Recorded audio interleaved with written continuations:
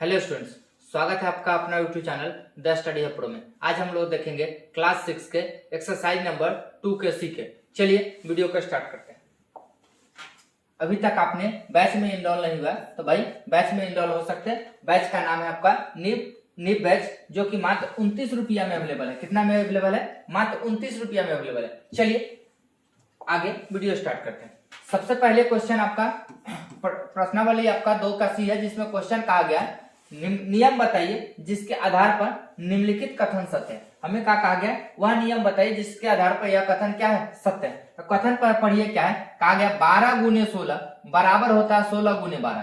तो किया क्या गया है? तो भाई 12 को उठा के इधर किया, 16 को उठा के इधर किया, यानी क्रम में परिवर्तन है। क्या है? क्रम में परिवर्तन। क्रम में परिवर्तन किस नियम के आधार पर सत्य होता है? क्रम विनिमय नियम के आधार पर सत्य होता है। तो हमें कहा गया नियम बताइए, क्या नियम है? तो कहेंगे यह गुना का क्रम विनिमय नियम है। क्या है? क्रम विनिमय नियम। क्रम विनिमय नियम है आपका। कहा है किस नियम के आधार पर यह सत्य है? तो यह गुना का क्रम विनिमय नियम।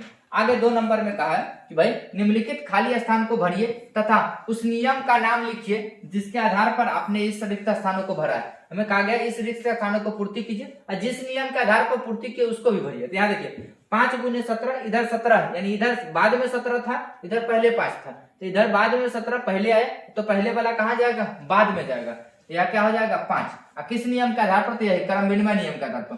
कह सकते हैं यह किस नियम के आधार पर गया है? यह गुना का क्रम विनिमय नियम के आधार पर गया है। क्या गया है?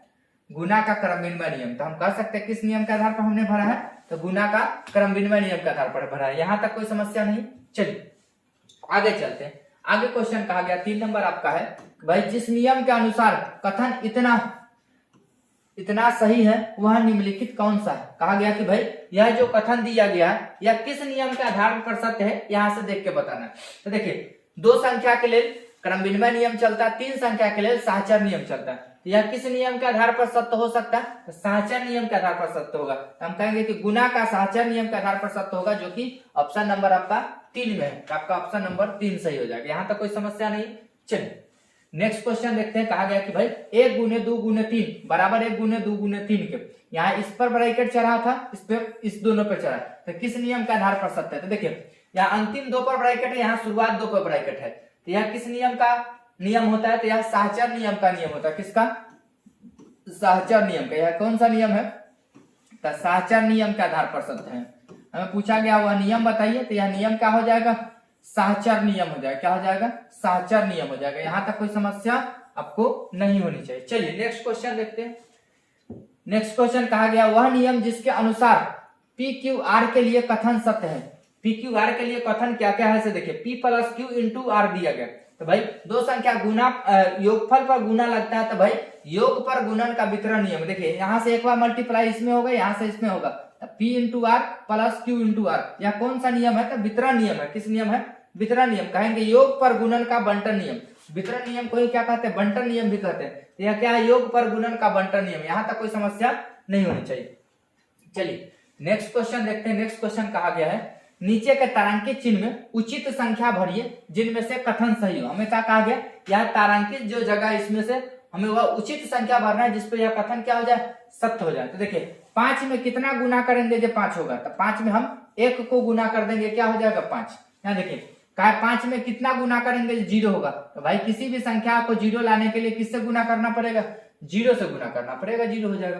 कहा गया भाई 9 में कितना से गुना करेंगे? 9 हो जाएगा। तो 9 में 1 से गुना करेंगे, क्या हो जाएगा? 9 हो जाएगा। चलिए यहाँ देखिए 7 में कितना गुना कहा गया है? भाई इधर कहा गया 7 गुने डैश, इधर 3 गुने डैश। तो यहाँ देखिए अगर यहाँ 7 गुने हम 3 लिखें तो ये इधर हो जाएगा 3 गुने 7। किस नियम के आधार पर? तो क्रम विनिमय नियम के आधार पर। यह इधर 7 गुने 3 था, या 3 गुने 7 हो जाएगा। तो यह कथन आपके किस नियम के आधार पर सत्य हो जाएगा? तो क्रम विनिमय नियम के आधार पर।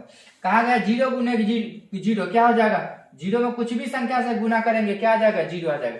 यहाँ तक कोई दिक्कत नहीं। यहाँ देखिए 1 में कितना से गुना करें? 1 हो जाएगा। 1 में हम 1 से गुना करेंगे, क्या हो जाएगा? 1 हो जाएगा। यहाँ तक कोई समस्या नहीं। चलिए आगे चलते हैं। आगे कहा गया 7 नंबर आपका निम्नांकित तारांकित चिन्ह को उचित चिन्ह भरिए। क्या कहा गया? नीचे जो तारांकित चिन्ह है इसमें उचित चिन्ह भरना है। क्या संख्या कहा गया? 9 जोड़ 9 जोड़ 9 जोड़ 9 जोड़ 9। तो भाई कोई संख्या को लगातार जोड़ना वह गुणन के प्रक्रिया के बराबर होता है। तो जितना संख्या होता है उतना से गुना हो जाएगा। 1 2 3 4 5, यानी 9 को 5 बार जोड़ा गया है, यह बराबर होता है 9 को 5 से मल्टीप्लाई कराने के। या 9 गुने किसके बराबर हो जाए 5 के। यहाँ तक कोई समस्या नहीं। आगे देखिए, ये आपका 6 जोड़ 6 जोड़ 6 चल रहा था, कितना बार है इसको जोड़िए 1 2 3 4 5 6, 6 को 6 बार जोड़िए, यानी कि 6 के 6 से मल्टीप्लाई करा देंगे, यह संख्या उसके बराबर हो जाएगा। यहाँ तक कोई समस्या नहीं। चलिए आगे देखते हैं।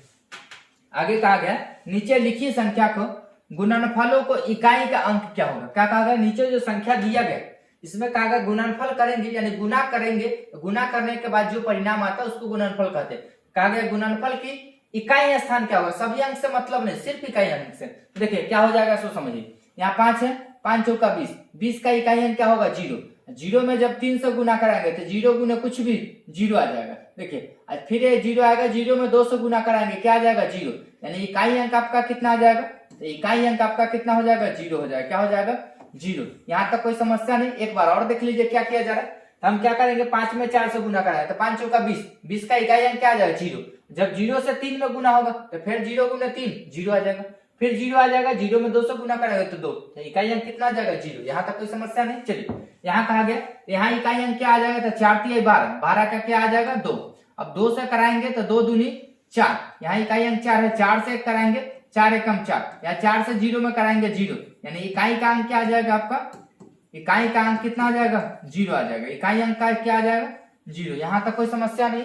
चलिए यहाँ देखिए, यहाँ क्या आ जाएगा 9 8 72 के 2, इकाई अंक 2 आया, 2 से 7 में कराएंगे 7 दूना 14 के 4, 4 आ जाएगा, 4 में 6 से कराएंगे 6 चौक 24 के 4, 4 में 5 से कराएंगे 5 चौका 20, यानी कि यहाँ भी इकाई अंक क्या आ जाएगा आपका, इकाई अंक आपका 0 आ जाएगा। क्या आ जाएगा, इकाई अंक आपका 0 आ जाएगा। यहाँ तक कोई परेशानी नहीं होनी चाहिए। चलिए आगे देखते हैं। आगे कहा गया है निम्नलिखित खाली घरों को कितने प्रकार से प्राकृत संख्या को भरा जा सकता है, ताकि कथन सत्य प्रत्येक को लिखे। कहा गया इस बक्से के जगह पे कितने आधार पर हम इस संख्या को भर सकते हैं, जो सभी कथन सत्य हो उस सभी कथन को भरना है। तो देखिए 16 को क्या क्या लिख सकते हैं, तो 16 को हम 1 गुने 16 लिख सकते हैं जो कि बराबर 16 के। यहां से देखिए यहाँ और लिख सकते हैं 2 गुने 8 लिख सकते हैं जो कि बराबर 16 के। उसके बाद हम क्या लिख सकते हैं 16 के 4 चौक 16 लिख सकते हैं, 4 चौक 16 लिख सकते हैं। यह कथन क्या हो जाएगा बराबर हो जाएगा। और कुछ भरना है तो भरिए, 8 दूना 16, इधर 8 आ जाएगा इधर 2 आ जाएगा, बाकी बराबर है, क्रमबिन्मा नियम में बराबर है। तो लिख सकते हैं इस बक्से के बदले में इतना, इस बक्से के बदले में इतना। उसके बाद लिख सकते हैं 16 गुने 1, ये आपका क्या हो जाएगा 16 के। तो हमें इतना प्रकार है जिस प्रकार से हम इसको लिख सकते हैं। यहाँ तक कोई समस्या नहीं। चलिए सेम उस प्रकार से इसको कहा कितना लिख सकते हैं। 36 को क्या क्या लिख सकते हैं, 36 को लिख सकते हैं 1 गुने 36 जो कि 36 के बराबर हो जाएगा। 1 गुने 36 जो कि किसके बराबर हो जाएगा 36 के। यहाँ से 2 गुने 18 लिखेंगे जो कि किसके बराबर हो जाएगा 36 के। यहाँ तक कोई समस्या नहीं। उसके बाद 36, 12 तिहाई 36 भी होता है, यानी कि 3 गुने 12 लिखेंगे, यहाँ से 12 तिहाई 36, कोई समस्या नहीं। उसके बाद 4 नमा 36, 9 लिखेंगे, यहाँ 36 आ जाएगा, कोई समस्या नहीं। उसके बाद 4 नमा 36, 6 1 36 होता है, 6 गुने 6 बराबर 36 के। यहाँ तक कोई समस्या नहीं। उसके बाद देखिए अब उलटना शुरू होगा, इधर 9 आ जाएगा, इधर 4 आ जाएगा, 9 चौक 36। ठीक इसी प्रकार से आपका 9 4 आया तब यह भी उल्टेगा, यानी 12 गुने 3 बराबर हो जाएगा किसके 36 के। उसके बाद 12 3 उल्टा, उसका 18 2 उल्टेगा, 18 गुने 2 बराबर हो जाएगा 36 के। उसके बाद यह भी उल्टेगा तो 36 गुने 1 हो जाएगा 36 के। यहाँ तक कोई समस्या नहीं। इतना आपका क्या आ जाएगा आंसर आ जाएगा। यहाँ तक कोई समस्या नहीं।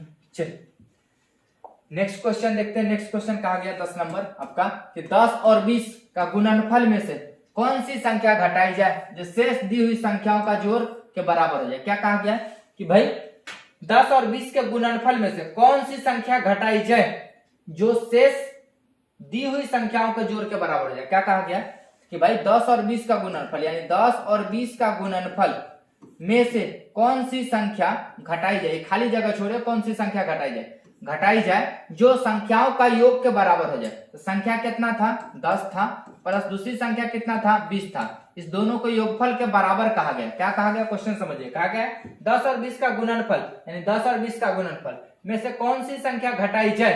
तो मान लिया कि यह खाली स्थान, इसको घटाना है, तो कौन सी संख्या घटाई जाए जो घटाई जाए कि शेष दी हुई संख्याओं का जोड़ के बराबर है। घटाने के बाद जो आएगा वह दी हुई संख्याओं का जोड़ के बराबर, तो संख्या दिया गया तो इसी दोनों के जोड़ के बराबर हो जाएगा। तो यहाँ से देखिए इस संख्या को थोड़ा देर के लिए x मान ले, ये आपका 10 गुने 20 आपका क्या आ जाएगा 200। 200 में से x को घटाया गया, उधर क्या आ जाएगा बराबर आपका 20 10 30 के हो जाएगा। देखिए माइनस में उधर जाएगा प्लस में, इधर आएगा माइनस में हो जाएगा, यानी कि क्या हो जाएगा x बराबर आपका हो जाएगा 200 माइनस 30 हो जाएगा। तो देखिए x बराबर आपका 170 आ जाएगा, क्या आ जाएगा 170 अगर घटा लिया जाए, देखिए 200 में से 170 घटेगा 30 हो जाएगा। यहाँ तक कोई समस्या नहीं, यही आपका क्या आ जाएगा आंसर, यहाँ तक कोई दिक्कत नहीं होनी चाहिए। चलिए नेक्स्ट क्वेश्चन देखते हैं। नेक्स्ट क्वेश्चन क्या है, गुना का वितरण नियम से निम्नलिखित को सरल करें। हमें क्या करना है, वितरण नियम लगा के सरल करना। तो वितरण नियम क्या होता है, एक बार बाहर से इस पे होगा, एक बार बाहर से इस पे होगा, यानी कि आपका एक बार 10 गुने 10 आएगा प्लस 10 गुने 2 आएगा, इसको कीजिए तो 10 दाएं के 100 आ जाएगा प्लस आपका 10 गुना 20 आ जाएगा, इसको जोड़िए तो 120 आ जाएगा। यह वितरण नियम के आधार पर सही है, यहाँ कोई दिक्कत नहीं। चलिए यहाँ देखिए वितरण नियम के आधार पर एक बार इसमें एक बार इसमें, तो इसको कराइए तो 20 गुने 5 आ जाएगा प्लस आपका 20 गुने 10 आ जाएगा। इसको सोल्व कराइए तो 20 पचे 100 प्लस आपका 20 दाएं के 200, इसको जोड़िएगा आपका यहाँ 300 आ जाएगा, क्या आ जाएगा 300। यहाँ तक कोई समस्या नहीं होनी चाहिए। चलिए नेक्स्ट क्वेश्चन देखिए, वितरण नियम के आधार पर एक बार यह 10 इसके साथ एक बार 10 इसके साथ, यानी कि आपका 300 गुने 10 माइनस 30 गुने 10। यहाँ देखिए 300 दाएं के 10 यानी कि 3000 हो जाएगा माइनस 30 दाएं के 300, 3000 में से 300 गया है तो आपका यह 2700 बचेगा, क्या बचेगा 2700, यह आपका क्या आ जाएगा आंसर हो जाएगा। चलिए नेक्स्ट क्वेश्चन देखिए, एक बार इससे इसमें एक बार इससे इसमें, यह आ जाएगा 50 में 100 से गुना कीजिए तो 50 गुने 100 आ जाएगा माइनस आपका एक बार 50 गुने 10 आ जाएगा, इसको मल्टीप्लाई कराइए तब यह आपका 5 पर 3 जीरो यानी 5000 हो जाएगा माइनस 50 दाएं के 500, 5000 में से 500 गया यानी कि 4500, क्या आ जाएगा 4500, यह आपका क्या हो जाएगा आंसर। यहाँ तक कोई समस्या नहीं होनी चाहिए। चलिए नेक्स्ट क्वेश्चन देखिए, नेक्स्ट क्वेश्चन का है उचित क्रम में लगाकर गुणनफल का सरलतम पूर्वक ज्ञात करना। हमें क्या कहा गया, उचित क्रम लगाइए, उचित क्रम लगा के हमें क्या कहा गया, गुणनफल को सरलतम रूप से प्राप्त कीजिए। तो किस प्रकार से आप लगा सकते हैं गुणनफल को जो सरलतम रूप से हो जाए। देखिए आप गुणनफल आपको सरलतम रूप में लाना था ना, उचित क्रम में लगा दीजिए तो आपका आ जाएगा, देखिए तो 12 के पारा में 78 आता, गुणनफल सरलतम 8 पे 40, क्या उचित क्रम में लगाकर इसको गुणनफल निकालना था। तो उचित क्रम किस किस प्रकार से हिसाब से बराबर हो जाएगा गुणनफल, जीरो के केस में आना चाहिए, ज्यादा आसान हो जाएगा। इसको 15 12 को कर लीजिए, जीरो आ जाएगा। पहले इसको कीजिए 12 गुने 15, उसके बाद आप कीजिए 678 का। चलिए इसको कराइए 15 दाएं का 150, 15 दूना 30 यानी कि 180 और गुने आपका क्या आ जाएगा 678, इसको मल्टीप्लाई कराइए तो आपका 678 गुने 80 यानी कि 18 से मल्टीप्लाई कराइए, कितना आ जाएगा।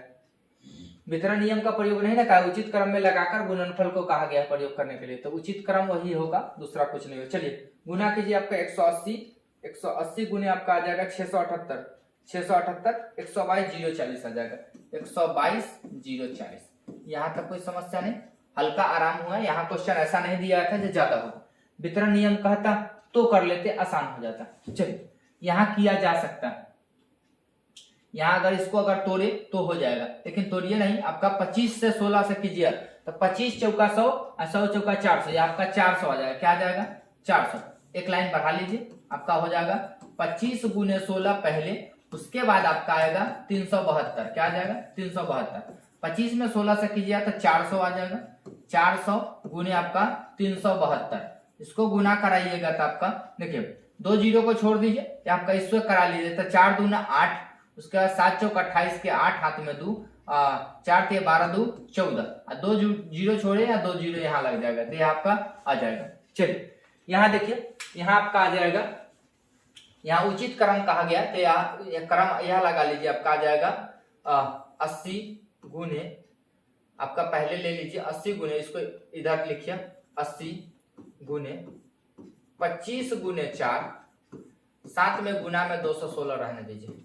यहाँ देखिए 80 गुने इसको कराइए 25 चौका 100 हो जाएगा, इसको गुना कराइए 216 हो जाएगा, इसको कराइएगा, अब इसको गुना कराइएगा, इसको कराइए तो 8 पर 3 जीरो है यानी 8000 हो जाएगा, 8 पर 3 जीरो, साथ में गुना हो जाएगा 216, जीरो फिर से वही छोड़ दीजिए जीरो को, तो यार 8 से इसमें होगा 8 छक्का 48 के 8 हाथ में 4, उसके बाद 8 4 12 का 2 हाथ में 1, 8 दूना 16 17 हो जाएगा, 3 जीरो छोड़े आपका यहाँ 3 जीरो आ जाएगा। यहाँ तक कोई समस्या नहीं, एक कैलकुलेशन हार्ड था, बाद बाकी सभी लो आया है। चलिए नेक्स्ट क्वेश्चन देखते हैं। नेक्स्ट क्वेश्चन का है गुना का उचित नियम का प्रयोग करके मान ज्ञात कीजिए। यहाँ उचित नियम का है, उचित नियम में हम क्या लगा सकते हैं, क्रम विनिमय लगा सकते हैं, सहचर लगा सकते हैं और वितरण लगा सकते हैं। यहाँ सिर्फ कहा गया तो उचित क्रम में लगा के, तो उचित क्रम में यानी कि हम जिसको इस साइड से उस साइड करके ही कर सकते थे, यहाँ हल्का ज्यादा बनाना संभव नहीं था, समझे, लेकिन बाद बाकी दो टर्म आपका आसान था। चलिए इस क्वेश्चन को देखिए क्या कहा है, उचित नियम लगाना है। उचित नियम किस किस प्रकार से लगा सकते हैं, देखिए यहाँ एक टर्म मल्टीप्लाई में, योग के बाद यहाँ मल्टीप्लाई में, तो दोनों में 643 कॉमन दिख रहा है, 643 को कॉमन निकालेंगे तो इसमें से कितना बच जाएगा 49, इसमें से कितना बचेगा प्लस के बाद आपका 51। देखिए हुआ क्या, तो वितरण नियम जो अभी पढ़े थे, वितरण नियम में क्या होता था, बाहर वाले से अंदर गुना होता था, बाहर वाला से अंदर गुना होता था, तो वही क्या किया गया है, इसमें भी 643 था, इसमें भी 643 था, जब गुना करा सकते तो बाहर भी निकाल सकते, तो 643 का हमने बाहर निकाल लिए, तो भाई एक संख्या यहाँ यह बच जाएगा, एक संख्या यह बच जाएगा।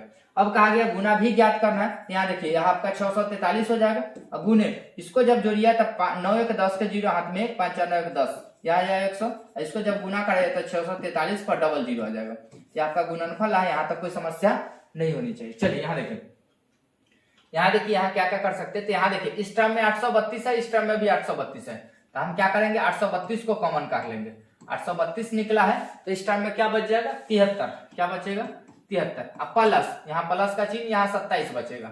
देखिए यहाँ निकालिएगा 832 आ जाएगा, साथ में गुना, इसको गुना कीजिए 7 3 10 के जीरो हाथ में 1, 7 2 9 1 10, यह 100 आ गया, इसको गुना कराइएगा 832 पर डबल जीरो आ जाएगा, क्या आ जाएगा 832 पर डबल जीरो। यहाँ तक कोई परेशानी नहीं होनी चाहिए। चलिए नेक्स्ट क्वेश्चन देखते हैं। नेक्स्ट क्वेश्चन क्या कहा गया, फिर से इस बार यह टर्म यहाँ और यहाँ, इसमें 25 97, इसमें 25 97, 25 97 को कॉमन निकाल लीजिए, 25 97 आपका कॉमन निकला है तो आपका कितना बच जाएगा 63 बचेगा, माइनस आपका यह क्या आ जाएगा 43। चलिए यहाँ से देखिए 25 97 गुने, इसको घटाइए, 3 में से 3 गया 0, 6 में से 4 गया 2, अब इसको मल्टीप्लाई करा 2 को छोड़ दीजिए, इसको मल्टीप्लाई कराइए, तो 7 दूना 14 के 4 हाथ में 1, 9 दूना 18 1 19 के 9 हाथ में 1, 5 दूना 10 11 के 1 हाथ में 1, 2 दूना 4 हासिल 1 5, एक जीरो छोड़े 1 जीरो आ जाएगा, यानी कि आंसर कितना आ जाएगा 51,940। यहाँ तक कोई समस्या नहीं। चलिए यहाँ देखिए, यहाँ टर्म बहुत ज्यादा है, इस टर्म को विशेष ध्यान से देखिए तो क्या क्या दिखता है, सो देखिए यहाँ से कोई टर्म ऐसा है जहां गुणनफल आसान हो, कॉमन निकलते हुए दिखे,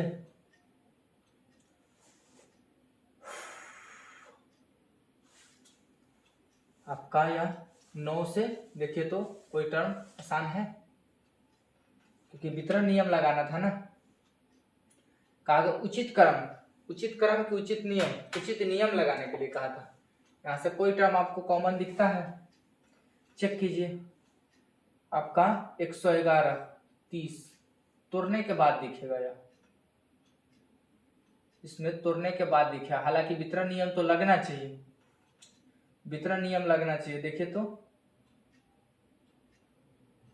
आपका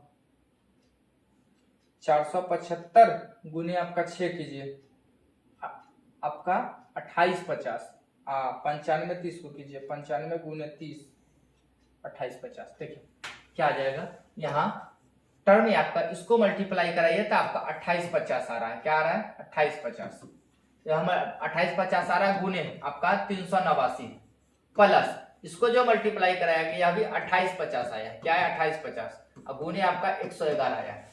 टर्म लंबा देने के कारण, क्योंकि वितरण नियम लगना ही, प्लस बीच में है तो वितरण नियम ही लगेगा, ये 28 50 आ गया। अब 28 50 तो दिख रहा है कि कॉमन निकल जाएगा, हम 28 50 को बाहर निकालेंगे, 28 50 निकले तो आपका 389 आ जाएगा, अब प्लस इधर आपका 111 आ जाएगा।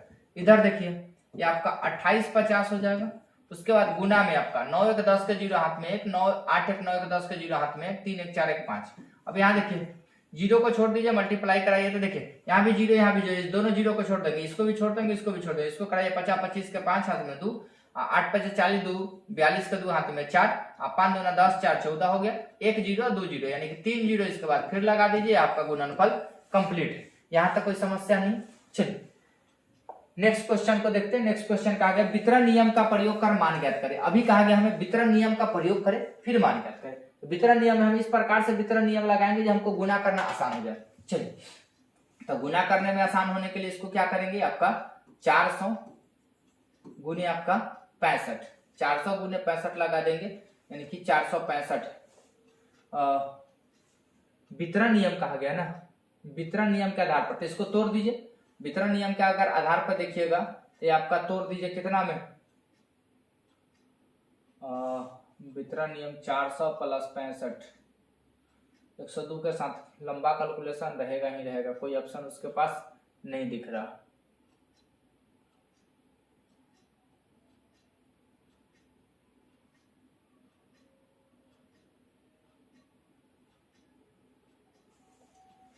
यहाँ आपका 400 प्लस 65 है, चलिए गुने आपका 102 है, 102 को कहिए 100 प्लस 2, 102 ही रहने दीजिए क्योंकि यह कैलकुलेशन तो थोड़ा लंबा जाएगा, वितरण नियम से मान भी निकालना है।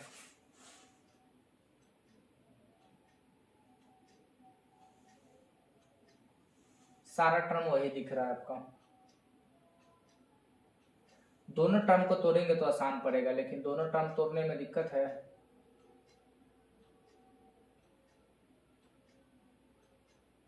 चलिए वितरण नियम ही लगाइए, छोड़िए एक टर्म को छोड़िए, नहीं इधर से नहीं तोड़िए, आसान करना है ना, आसान हो जाएगा। चलिए इधर देखिए 465 गुने आपका कहिए 102 को तोड़ दीजिए, 100 प्लस 2, कैलकुलेशन आसान हो जाएगा।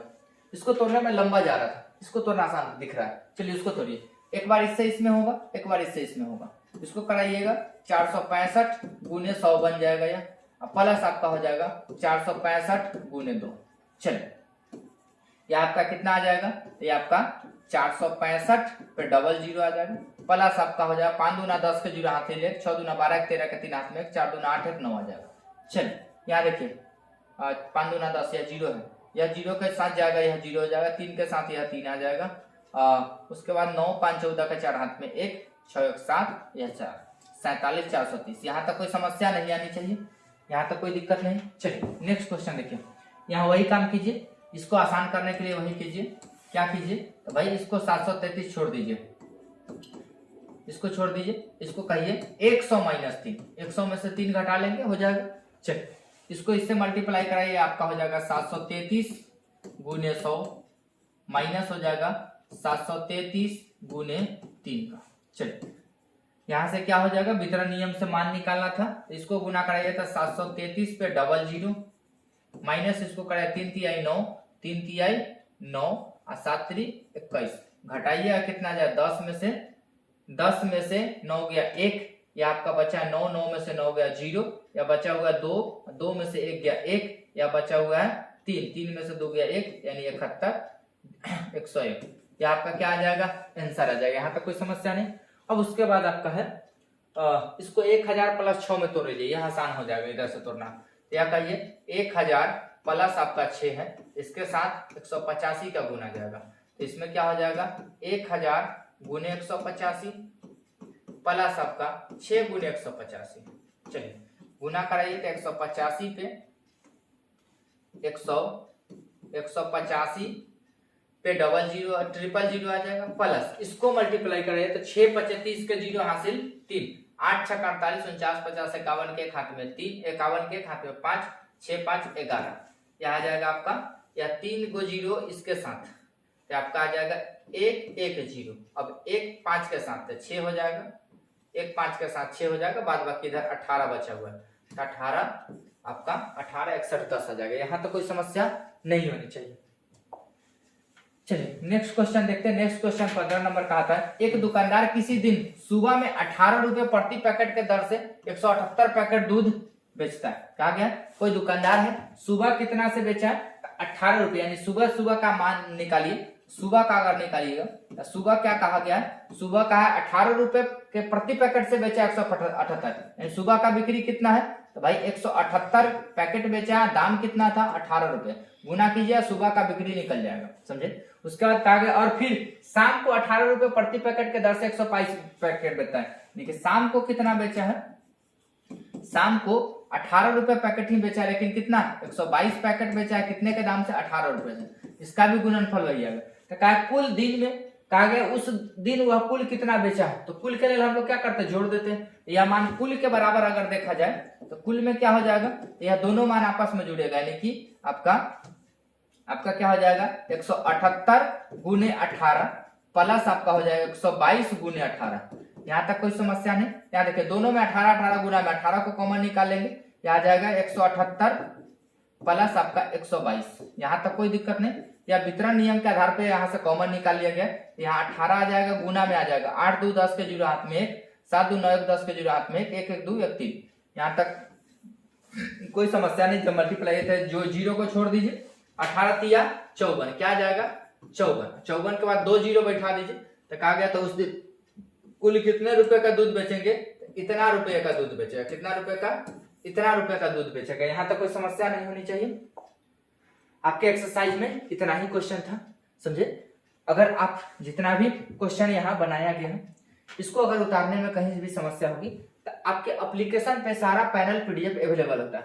पैनल पीडीएफ इस प्रकार से अवेलेबल होता है कि भाई यह एक बनाए हुए पीडीएफ होता है, जिससे अगर आप कभी फंसते हैं तो देख सकते हैं कि क्या सर किस प्रकार से बनाए थे, हमें कहाँ कहाँ समझने में कष्ट हुआ, उसको एक बार देख सकते हैं। और उस पर एक फ्रेश पीडीएफ अपलोड होता है जिसमें यह पूरा कोई क्वेश्चन डील नहीं किया रहता है, समझे।